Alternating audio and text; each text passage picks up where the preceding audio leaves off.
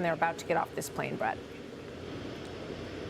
Yeah, and this is a moment. It is a real moment, and there you see President of the United States first deplaning Air Force One. You know, let's just take a moment and listen. You can hear all the plane sound, but see and listen to this moment.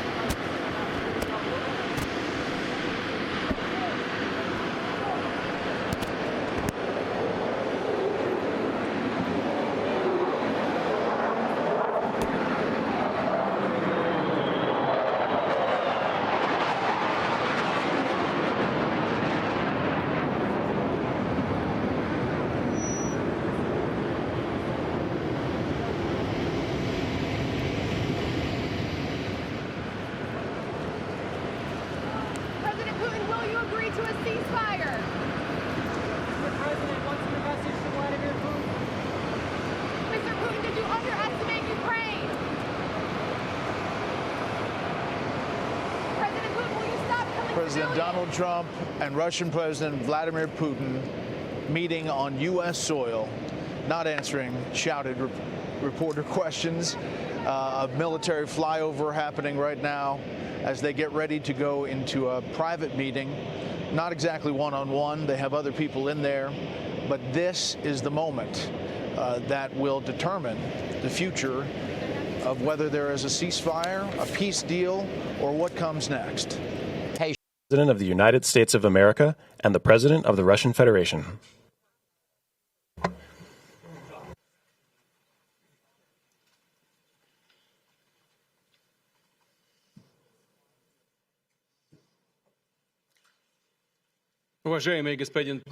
Mr. President, ladies and gentlemen, our negotiations have been held in a constructive atmosphere of mutual respect.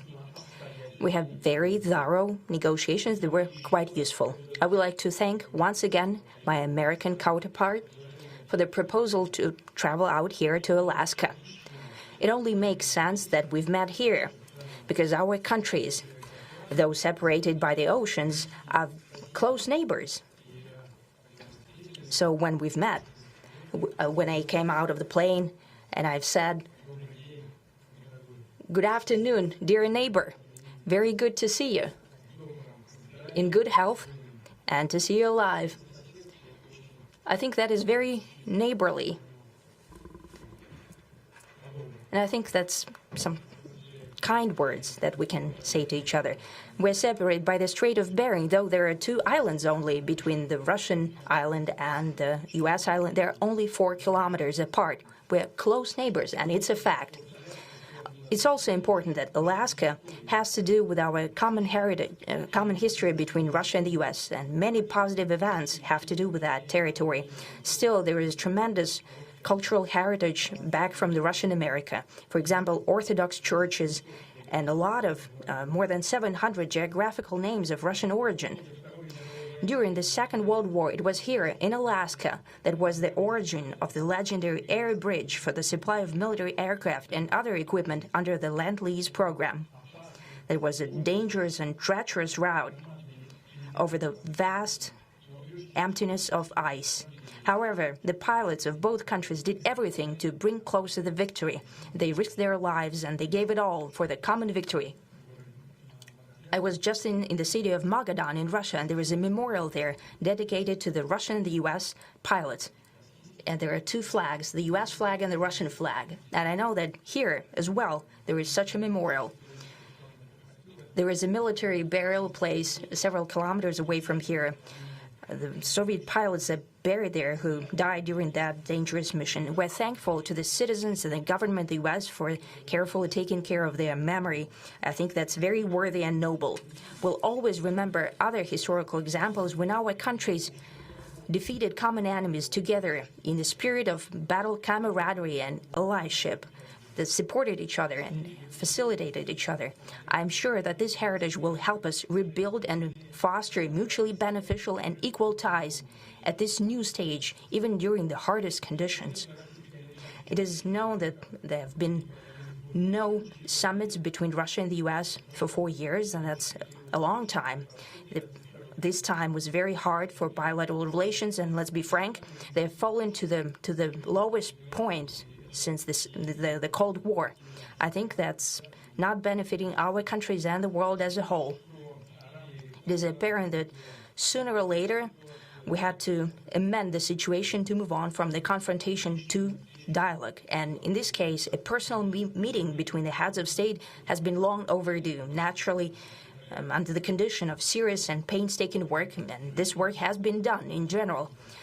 Me and President Trump have very good direct contact. We've spoken multiple times. We spoke frankly on the phone. And Special Envoy of the President, Mr. Witkoff, traveled out to Russia several times. Our advisors and heads of foreign ministries kept in touch all the time. And you know fully well that one of the central issues was the situation around Ukraine. We see the strive of the administration and President Trump personally to help facilitate the resolution of the Ukrainian conflict. And his strive to get to the crux of the matter, to understand this history, is precious. As I've said, the situation in Ukraine has to do with fundamental threats to our security. Moreover, we've always considered the Ukrainian nation, and I've said it multiple times, a brotherly nation, however strange it may sound in these conditions. We have the same roots, and everything that's happening is a tragedy for us and terrible wound. Therefore, the country is sincerely interested in putting an end to it. At the same time, we're convinced that in order to make the settlement lasting and long-term, we need to eliminate all the primary roots, the primary causes of that conflict. And we've said it multiple times, to consider all legitimate concerns of Russia and to reinstate a just balance of security in Europe and in the world on the whole. And I agree with President Trump, as he has said today, that naturally the security of Ukraine should be ensured as well. Naturally, we are prepared to work on that. I would like to hope that the agreement that we've reached together will help us bring closer that goal and will pave the path towards peace in Ukraine. We expect that Kiev and European capitals will perceive that constructively and that they won't throw a wrench in the works. They will not make any attempts to use some backroom dealings to conduct provocations to torpedo the nascent progress. Incidentally, when the new administration came to power, bilateral trade started to grow. It's still very symbolic. Still, we have a growth of 20%. As I've said, we have a lot of dimensions for joint work. It is clear that the U.S. and Russian investment and business cooperation has tremendous potential. Russia and the U.S. can offer each other so much in trade, digital, high-tech, and in space exploration. We see that Arctic cooperation is also very possible, and our international context, for example, between the far east of Russia and the west coast of the U.S. Overall, it's very important for our countries to turn the page, to go back to cooperation. It is symbolic that not far away from here, at the border between Russia and the U.S., there was a so-called international date line. I think you can step over, literally, from yesterday into tomorrow. And I hope we'll succeed in that, in political sphere. I would like to thank President Trump for our joint work, for the well-wishing and trustworthy tone of our conversation. It's important that both sides are result-oriented, and we see that the President of the U.S. has a very clear idea of what he would like to achieve. He sincerely cares about prosperity of his nation. Still, he understands that Russia has its own national interests. I expect that today's agreements will be the starting point, not only for the solution of the Ukrainian issue, but also will help us bring back businesslike and pragmatic relations between Russia and the U.S. And in the end, I would like to add one more thing. I'd like to remind you that in 2022, during the last contact with the previous administration, I tried to convince my previous American colleague that the situation should not be brought to the point of no return when it would come to hostilities. And I said it quite directly back then that it's a big mistake. Today, when President Trump saying that if he was the president back then, there will be no war. And I'm quite sure that it would indeed be so. I can confirm that. I think that overall, me and President Trump have built a very good, businesslike, and trustworthy contact. And I have every reason to believe that moving down this path, we can come, and the sooner the better, to the end of the conflict in Ukraine. Thank you. Thank you. Well, thank you very much, Mr. President. That was very profound. And I will say that I believe we had a very productive meeting. There were many, many points that we agreed on, most of them, I would say, a couple of big ones that we haven't quite gotten there, but we've made some headway.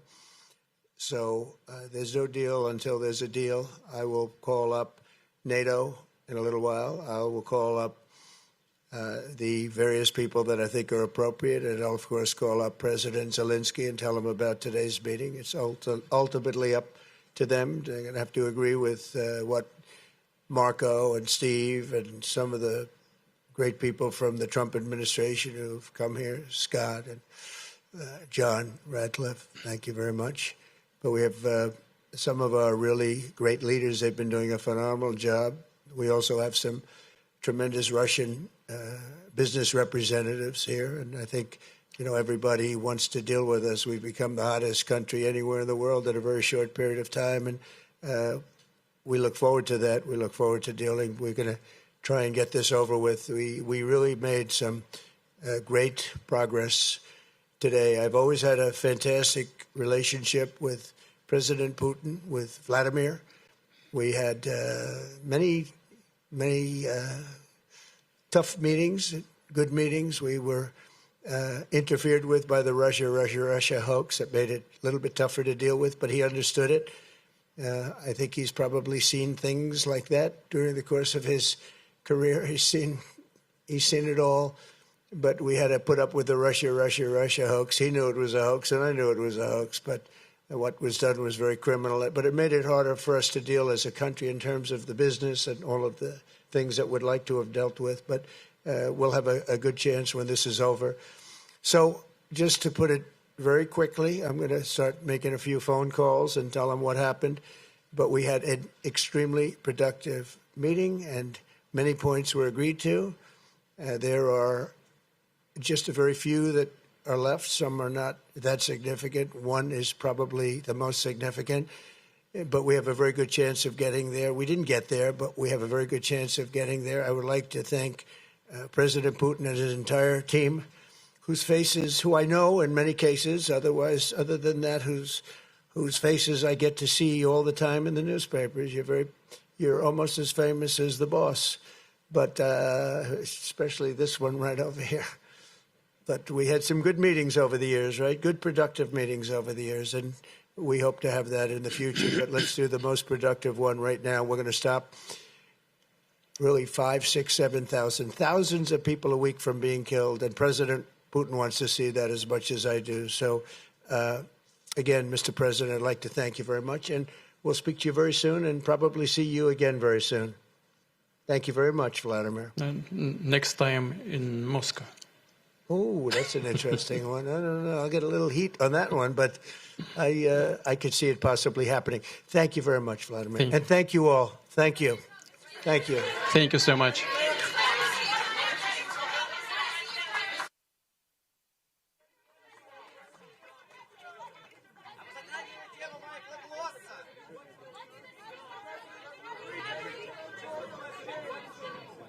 Thank you.